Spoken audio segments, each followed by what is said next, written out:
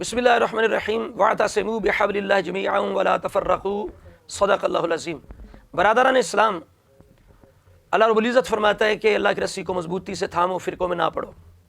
ہم نے دیوبندی حضرات کو دعوت فکر دی تھی کہ دن رات ہمیں تم مشرک بدتی کہتے ہو بغیر کسی دلیل کے، جس طرح تمہارے طارق مسعود نے کہا کہ ہر کسی کے پیچھے نماز ہو جاتی ہے، لیکن جو رسول اللہ کو حاضر و ناظر مشکل کشا جانتا ہے اس کے پیچھے نہیں ہوتی، چونکہ یہ شرک ہے، وہ مشرک ہیں، ان کے پیچھے نماز نہیں ہوتی۔ بس نماز ہر ایک کے پیچھے پڑھیں، مگر ایسے کے پیچھے جو نبی کو مشکل کشا حاضر ناظر سمجھتا ہو، وہ کیونکہ وہ تو شرک کر رہا ہے نا، تو اس کے پیچھے نماز نہیں ہوگی۔ باقی اہل حدیث کے پیچھے نماز ہو جاتی ہے۔ تو ہم نے دعوت فکر دی تھی کہ تمہاری کتابوں کے اندر یہ سارا کچھ موجود ہے، تو اپنی کتابوں میں فتویٰ لگاؤ۔ پھر جن باتوں کی وجہ سے ہمیں بیتی کہتے ہو، تمہارا کرے تو بیتی کیوں نہیں؟ یعنی یہ دوغلا پلیسی، یہ منافقت، یہ کیوں ہے؟ دو طرح کے تم نے فتوے کیوں بنا رکھے ہیں، ایک بریلویوں کے لیے، ایک دیوبندیوں کے لیے۔ ہم اگر قول کریں، قرآن خوانی کریں، ختم شریف کریں تو ہمیں کہتے ہو یہ بدعت ہے، یہ بدتی ہیں۔ اب تمہارے عظیم ایک مبلغ طارق جمیل صاحب نے یہ کام کیا، کرنا چاہیے، ہر مسلمان کو کرنا چاہیے۔ انہوں نے یہ کام کیا اور بیٹے کے جنازے پہ انہوں نے اعلان کیا جی اس کی قرآن خوانی ہوگی، ختم شریف ہوگا۔ اسی طرح قبر پہ بھی انہوں نے آیات پڑھ کے اور صورتیں پڑھ کے صالح ثواب کیا۔ تو اب ہم یہ پوچھنا چاہتے تھے کہ اگر واقعی تم مخلص ہو، دیانتدار ہو، اگر تمہارے اندر منافقت نہیں ہے، مخلص ہو سنت پہ عمل کرنے پہ، تو اب وہی فتویٰ طارق جمیل پہ کیوں نہیں لگا؟ اگر طارق جمیل پہ نہیں لگا رہے تو ہم پہ کیوں لگاتے ہو؟ یعنی بات تو ایک جیسی ہونی چاہیے نا، شریعت کا حکم فتویٰ تو ایک ہے نا، یہ تو نہیں کہ فتوے دو ہیں۔ تو ہم یہ اپنے مسلمان بھائیوں کو بتانا چاہ رہے تھے کہ ان کے پاس دو فتوے، ایک نہیں، ایک اپنے لیے، ایک ہمارے لیے، صرف یہ تفرقے کے لیے، انتشار کے لیے، شرارت بازی کے لیے، یا ہماری ضد میں، حسد میں، بغض میں مسلمانوں کے اہل سنت کے یہ ظالم دن رات میں مشرک بدتی کہتے ہیں، بغیر دلیل کے کہتے ہیں۔ اب طارق جمیل نے وہی عمل کیا جو ہمارا عمل ہے، یعنی قرآن خوانی وقت مقرر کر کے، دن مقرر کر کے سارا کچھ کیا۔ تو میں نے یہ کہا تھا دیوبندی آپ کدھر وہ مفتی گئے ہیں، اب وہ فتویٰ لگائیں، طارق جمیل پہ فتویٰ لگائیں کہ یہ بدتی ہو چکا ہے، اس نے بدعت کی ہے، یا یہ کہو کہ ایک دو بدتیں کرنے سے بندہ بدتی نہیں ہوتا۔ یعنی تمہارے نزدیک کون بندہ بدتی ہوتا ہے؟ کتنی بدتیں کرے تو بدتی ہوتا ہے؟ کہ ایک بدعت کرنے والا بدتی ہے۔ اگر ایک بدعت کرنے والا بدتی ہے تو طارق جمیل نے تو بدعت کی ہے۔ اگر انصاف پسند ہو تو لگاؤ فتویٰ، اگر اس پہ نہیں لگاتے تو شرم یا کرو، ہم پہ بھی نہ لگایا کرو۔ مقصد یہ تھا کہ واعتصموا بحبل اللہ جمیعا ولا تفرقوا۔ اب ہمارے سامنے یہ مفتی طارق مسعود، جس کو ہم نے شغلی اور مداری کہا تو آگ لگ گئی، یہ بد اخلاقی ہے۔ حالانکہ کسی مسلمان کو بغیر دلیل مشرک کہنا یہ چھوٹی سی بات تو نہیں ہے۔ شرک جب ظلم عظیم ہے تو کسی مسلمان کو بغیر دلیل کے مشرک بنانا یہ بھی تو ظلم عظیم ہے۔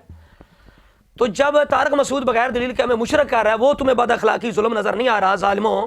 تو جب ہم نے صرف مداری شغلی کہہ دی، اور حقیقت ہے یہ مفتی نہیں ہے، مداری شغلی ہے، ابھی ہم بتائیں گے، اسے اپنے مسلک کا پتہ نہیں، فتاوی دارالعلوم دیوبند کے اندر کیا لکھا ہے اسے کوئی پتہ نہیں، اور ان کے فتوے اپنے مدرسہ دیوبند تک جا رہے ہیں۔ اگلی ویڈیو میں انشاءاللہ تعالی ہم وہ بھی عرض کریں گے۔ تو اب ہم نے اسے شغلی مداری کہا تو جناب آگ لگی، تو ہم کہتے ہیں کہ بھائی انصاف کرو، یہ ہمیں مشرک کہہ رہا ہے، تمہیں کوئی تکلیف نہیں ہو رہی، یہ کتنا بڑا ظلم کر رہا ہے۔ تو اب جناب ہمارے سامنے مفتی طارق مسعود مداری شغلی کا فتویٰ آیا، طارق جمیل کے بارے میں سوال پوچھا گیا کہ طارق جمیل صاحب نے قرآن خوانی کی ہے، کیا یہ جائز ہے؟ مولانا طارق جمیل صاحب نے قرآن خوانی کی، کیا قرآن خوانی کرنا جائز ہے؟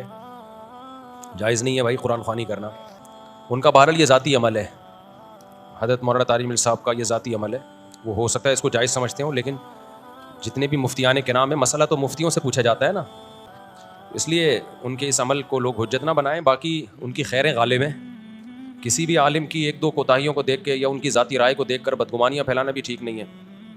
اب دیکھیے اپنے بارے میں اس مفتی مسعود کا کیا رویہ ہے، کیا انداز ہے۔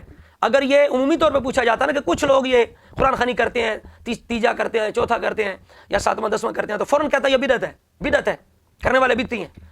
اب اپنے مولوی کے بارے میں پوچھا گیا تھا نا، تو اب اور فتویٰ ہے، یعنی دیوبندیوں کے لیے اور فتویٰ بنا کے رکھا ہوا ہے، بریلویوں کے لیے اور فتویٰ بنا کے رکھا ہوا ہے۔ اب وہ فتویٰ اٹھایا اور کہتا ہے حضرت مولانا طارق جمیل صاحب، یعنی بدعت کر کے بھی ان کے نزدیک پھر بھی وہ مولانا، حضرت مولانا طارق جمیل صاحب ہے، تو ہمارا کیا قصور ہے ظالموں؟ ہمیں فوراً بدعتی کہہ دیتے ہو۔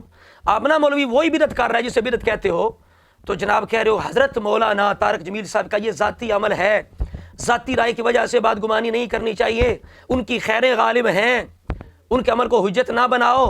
تو میں پوچھتا ہوں مفتی طارق مسعود سے اور تمام دیوبندیوں سے کہ بھئی یہ دوغلا پلیسی، یہ منافقت کیوں ہے؟ یہ کیوں تفرقہ کرتے ہو، کیوں انتشار کرتے ہو؟ یہ دورے فتوے کیوں ہیں تمہارے؟ اب حق تو یہ بنتا تھا کہ یہ بندہ کہتا ہے یہ بدعت ہے، طارق جمیل نے بدعت کی ہے، اسے توبہ کرنی چاہیے، یا کہو کہ ایک دو بدعت کرنے والا بدعتی نہیں ہوتا۔ تو جب ایک بھی تمہارے نزدیک بدعت ہے اور کرنے والا بدعتی ہے، تو پھر تم نے دو فتوے کیوں رکھے ہوئے ہیں؟ اب طارق جمیل کو بچانے کے لیے تم نے کہا کہ ذاتی رائے ہے، ذاتی رائے ہے، تو جب وہ بندہ جو بریلویوں میں گنا جاتا ہے، وہ اگر کوئی غلط کام کرتا ہے، جس طرح بعض جہلا درباروں پہ دھمالے ڈالتے ہیں، ڈھول بجاتے ہیں، عورتیں مرد کا اختلاط ہوتا ہے، اسی طرح کر کے یہ میلاد کے نام پر لوگ بے حیائی کرتے ہیں، عورتیں جناب داغ پہ اسپیکروں پہ نعتیں پڑھ رہی ہیں، میڈیا پہ نعتیں پڑھ رہی ہیں، اسی طرح لوگ اور میلاد کے نام پر برائیاں اور بدکاریاں کرتے ہیں، جس کا ہم اہل سنت کے علماء دن رات رد کرتے ہیں۔ اس کے باوجود تم ظالم لوگ فوراً یہ کہتے ہو یہ بریلویوں کا عمل ہے، یہ ہے بریلوی، یہ ہے بریلویوں کا دین۔ اس وقت تم کوئی فرق نہیں کرتے، کوئی تمیز نہیں کرتے، اس وقت تم بالکل نہیں کہتے کہ بھئی احمد رضا کا یہ مسلک نہیں ہے، احمد رضا نے ان چیزوں کا رد کیا ہے، یہ جہلا کا عمل ہے، احمد رضا کی یہ تعلیمات نہیں ہے، یا بریلوی علماء ان کی اجازت نہیں دیتے۔ کبھی تم نے انصاف پہ عمل نہیں کیا، کبھی تم نے انصاف والی یہ بات نہیں کی، تم ہمارے جہلا کا عمل لے کے پورے مسلک کو بدنام کر دیتے ہو۔ اب تمہارا مولوی یہ عمل کر رہا ہے تو اب اس کو بچاتے ہوئے تم کہہ رہے ہو کہ اس کی ذاتی رائے ہے، اور ذاتی رائے کی وجہ سے بدگمانی نہیں کرنی چاہیے، ان کی خیر غالب ہے۔ تو یہ ہم نے قوم کو بتانا تھا، یہ ہمارا مقصد تھا کہ دیکھو یہ لوگ کس طرح منافقت سے کام لیتے ہیں، کس طرح دوغلا پلیسی، دوہرا پن، دورے فتوے، ہمارے لیے اور فتوے، اپنے لیے اور فتوے۔ تو یہ ظالم لوگ ہیں، یہی اصل میں امت کے اندر انتشار تفرقہ کرنے والے لوگ ہیں۔ اگر واقعی یہ مخلص ہیں تو فتویٰ ایک جیسا ہونا چاہیے۔ پھر طارق جمیل کے بارے میں یہ کہتا ہے خیر غالب ہے، من کنت مولا فعلی و مولا۔ اہل سنت کے نزدیک اس کا معنی یہ ہے کہ جس کا میں محبوب ہوں علی بھی اس کا محبوب ہے، یعنی مولا علی کی عظیم فضیلت ہے، اس سے کسی کو انکار نہیں، کوئی مسلمان انکار نہیں کر سکتا، من کنت مولا فعلی مولا۔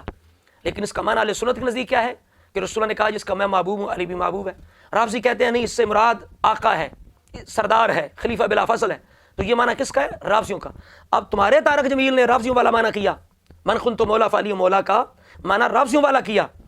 علی کے بارے میں اللہ کے نبی نے فرمایا من کنت مولا ہو فعلی مولا ہو، جس کا میں مولا ہوں علی اس کا مولا ہے۔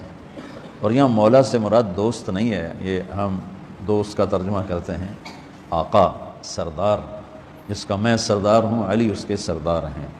اور رافضیوں کے ساتھ، مولویوں کے ساتھ اٹھنا بیٹھنا، لیک سلیک، یہ سارا جناب معانقہ، یہ ملاقاتیں، یہ سارا کچھ اس نے کیا ہے۔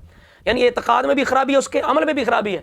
اس کے باوجود یہ مفتی طارق مسعود کہہ رہا ہے کہ ان کی خیر غالب ہے۔ میں پوچھتا ہوں مفتی طارق مسعود سے کہ جو بندہ من کنت مولا فعلی و مولا کا معنی رافضیوں والا کرے، اہل سنت والا نہ کرے، اور ایسا معنی کرے کہ پوری سنیت جو ہے وہ معاذ اللہ اس کا عقیدہ باطل اور خلافت راشدہ باطل، ابو بکر عمر عثمان کی خلافت باطل ثابت ہو اور اہل سنت جھوٹے ثابت ہوں، صحابہ معاذ اللہ ظالم ثابت ہوں، ایسا جو معنی کرے، آقا معنی کرے، جس کا سیدھا معنی یہ بنتا ہے کہ یہ سردار ہے من اور یہ خلیفہ بلا فصل ہے، یہ رافضیوں والا معنی ہے۔ ہمارے نزدیک اس کا مطلب ہے جس کا میں محبوب ہوں علی محبوب ہے۔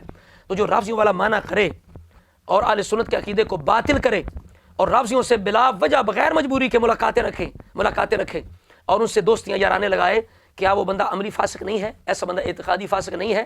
ایسے بندے پر کیا فتویٰ ہے؟ اب طارق جمیل کا نام یہاں سے مٹا دو۔ کوئی بندہ بھی اگر یہ من کنت مولا فعلی مولا کا یہ معنی کرے اور رافضیوں سے ملے جلے صحابہ کے دشمنوں سے، تو اس پر کیا فتویٰ ہوگا؟ تم کہتے ہو خیر غالب ہے، اب بتاؤ کون سی خیر غالب ہے اس کی؟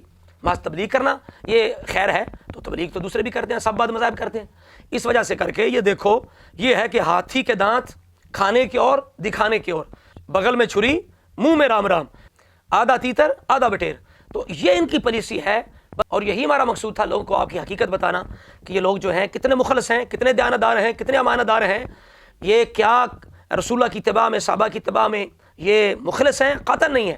صرف اور صرف یہ اہل سنت کو مشرک بیتی بنانے کے لیے، تفرقے کے لیے، انتشار کے لیے، اپنی دکانداری چمکانے کے لیے ظالم دن رات مشرک کہیں گے، بغیر دلیل کہیں گے، وہی کام اپنا کرے گا تو تعویلیں کریں گے، اس کو بچانے کی کوشش کریں گے، کہیں گے ذاتی رائے ہے۔ تو ہم یہی کہتے ہیں اگر واقعی تم واعتصموا بحبل اللہ جميعا ولا تفرقوا پر عمل کرنے میں مخلص ہو تو پھر ایک جیسا فتویٰ رکھو، ہمارا کرے پھر بھی وہی فتویٰ، تمہارا کرے پھر بھی وہی فتویٰ۔ جس طرح آپ نے کو تم نے ذاتی رائے کہہ کے بچایا ہے، اس طرح کاش تم ہمارے جہلا جو حرکتیں کرتے ہیں، جن کا الزام پورے مسلک پہ دیتے ہو، کاش تمہیں کچھ حیا اس وقت بھی کہو یہ جہلوں کا عمل ہے، یہ بریلیوں کا مسلک نہیں ہے، نہ احمد رضا کا یہ طریقہ ہے، نہ اس کی تعلیمات ہیں۔